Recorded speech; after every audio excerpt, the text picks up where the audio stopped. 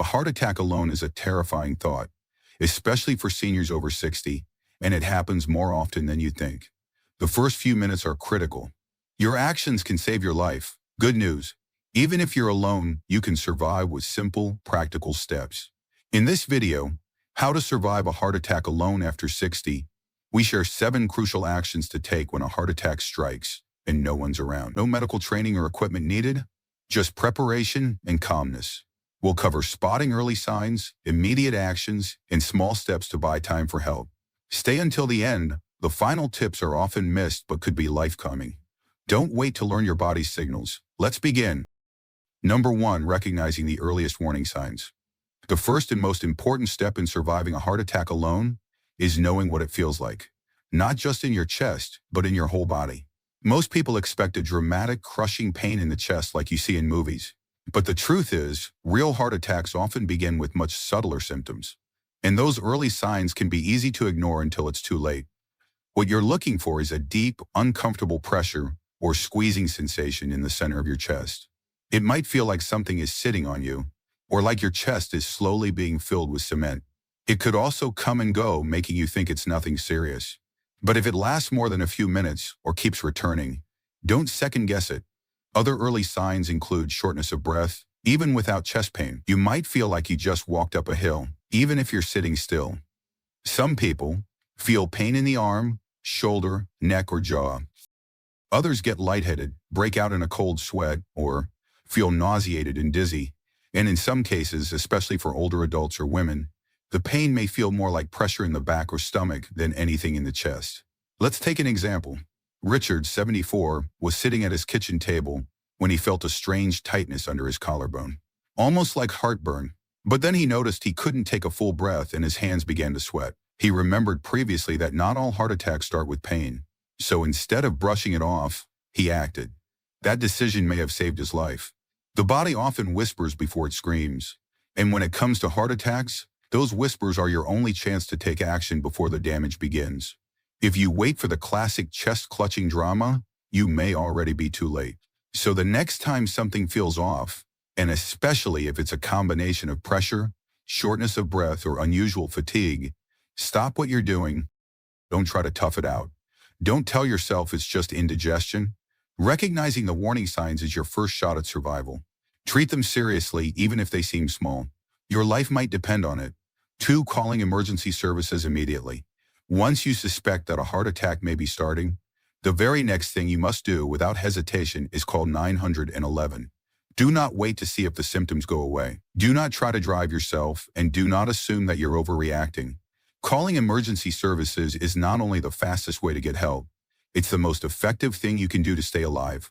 A heart attack isn't something you walk off. Every minute matters. The longer your heart muscle is starved of oxygen, the greater the damage. But when you call 911, trained professionals are already preparing as they drive toward you. They're bringing equipment, medication, and the ability to keep you alive if your heart stops on the way to the hospital.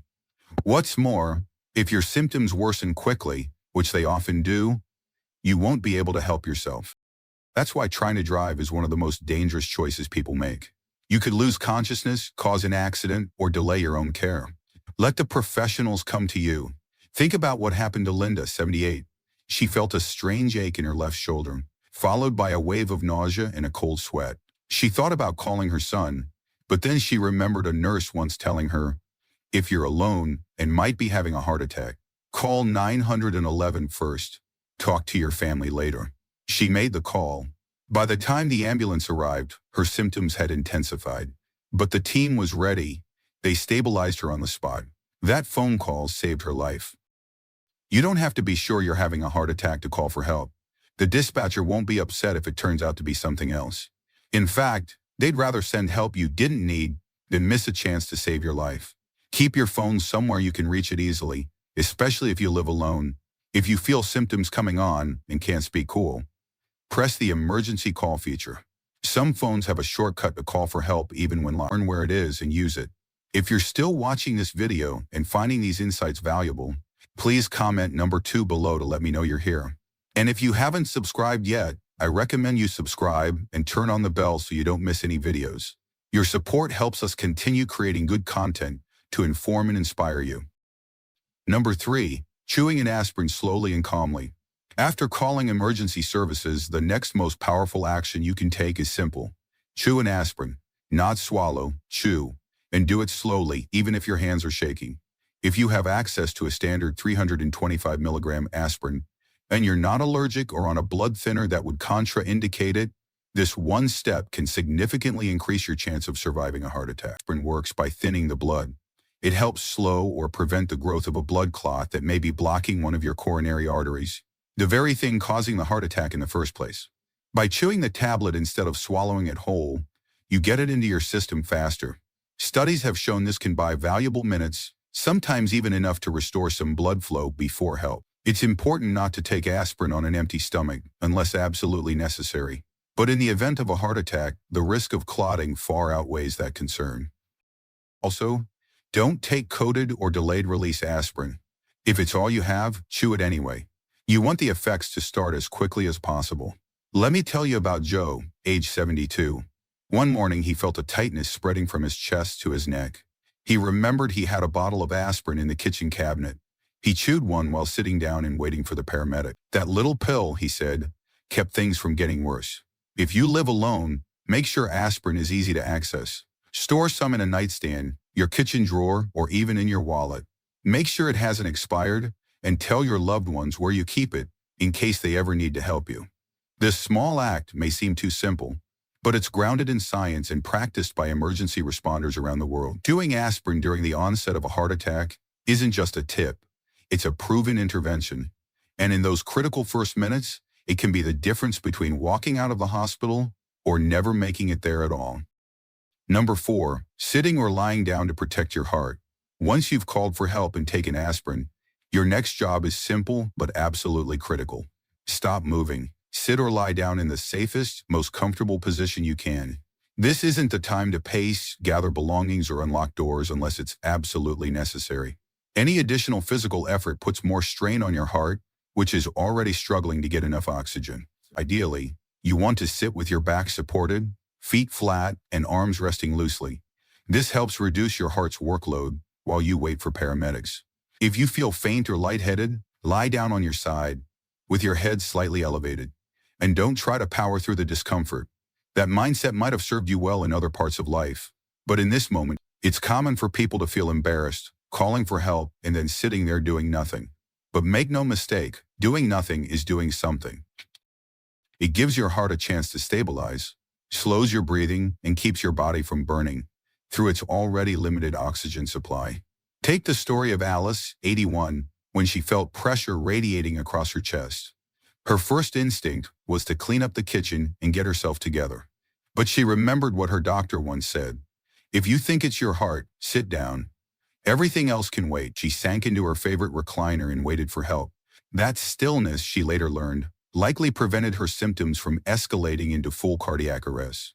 So if you ever feel those symptoms creeping in, pressure, shortness of breath, dizziness, don't try to finish what you're doing. Stop right where you are, or move as little as possible to a safer spot. Sit or lie still, breathe slowly, and let your body focus on just one job: survive. And here's something simple, but often overlooked. If you're on a chair without armrests, don't let your body slump. Keep your spine supported and your breathing open. The more relaxed and upright your position, the less effort your heart has to make. If you're still watching this video and finding these insights valuable, please comment number 4 below to let me know you're here. And if you haven't subscribed yet, I recommend you subscribe and turn on the bell so you don't miss any videos. Your support helps us continue creating good content to inform and inspire you.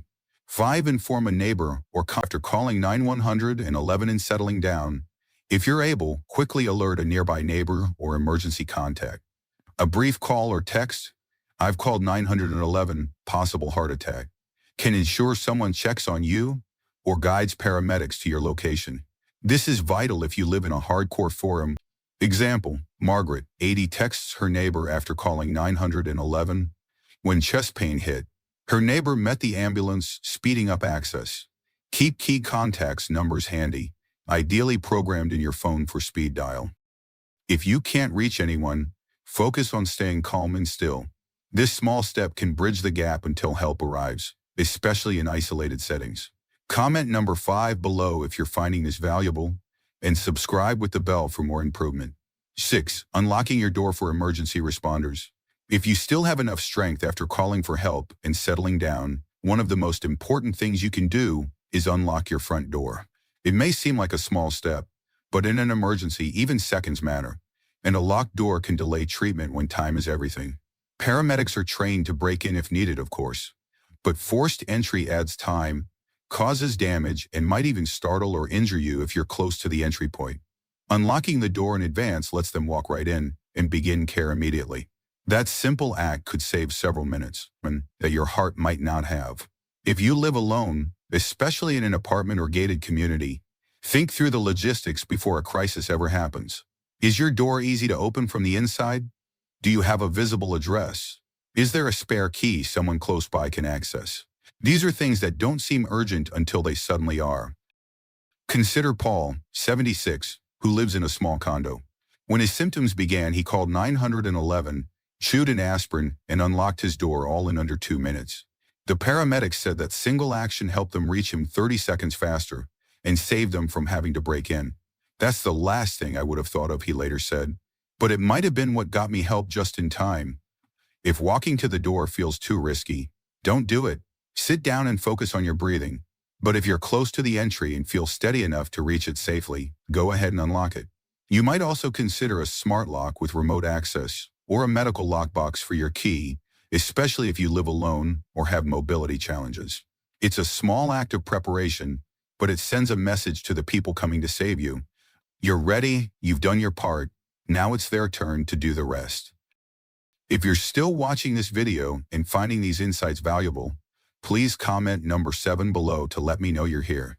And if you haven't subscribed yet, I recommend you subscribe and turn on the bell so you don't miss any videos. Your support helps us continue creating good content to inform and inspire you. Panic: staying calm to avoid panic. Panic during a heart attack can worsen symptoms, speeding up your heart and reducing oxygen. Focus on staying calm to give your heart a fighting chance. Picture a peaceful memory or repeat a simple phrase like, "I'm okay, help is coming." This mental anchor reduces stress and keeps your heart rate steadier. Example: George, 77, felt chest pressure and fear, but focused on a favorite beach memory, calming himself until paramedics arrived. His doctor said this helped avoid a worse outcome. Practice calming techniques daily. Meditation or positive visualization, so they're second nature. Don't fight the fear, redirect it. Staying calm buys critical time. Comment number 6 below if you're here, and subscribe for more. Final thoughts. At the end of the day, surviving a heart attack alone isn't just about luck. It's about preparation, awareness, and calm. These 7 steps may seem simple on their own, but together they form a powerful chain that can save your life. Recognize the warning signs. Call for help immediately. Take aspirin if you can. Sit or lie down to conserve your strength. Stay calm to ease your heart's burden. Unlock the door and use your phone wisely to ensure help buys fast. Each one of these measures buys you a little more time. Each one gives you a little more control. And each one says something important, that even when you're alone, you're not powerless. Heart attacks can feel like the most frightening kind of solitude.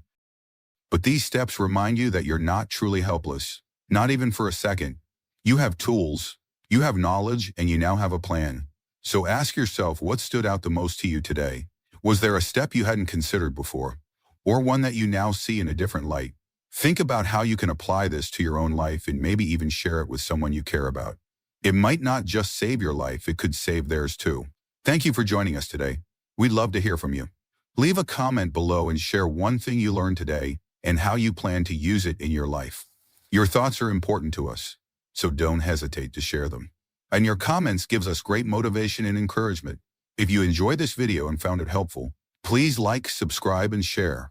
Your support helps us continue creating good content to inform and inspire you. Thanks for watching, and we look forward to seeing you in the next video.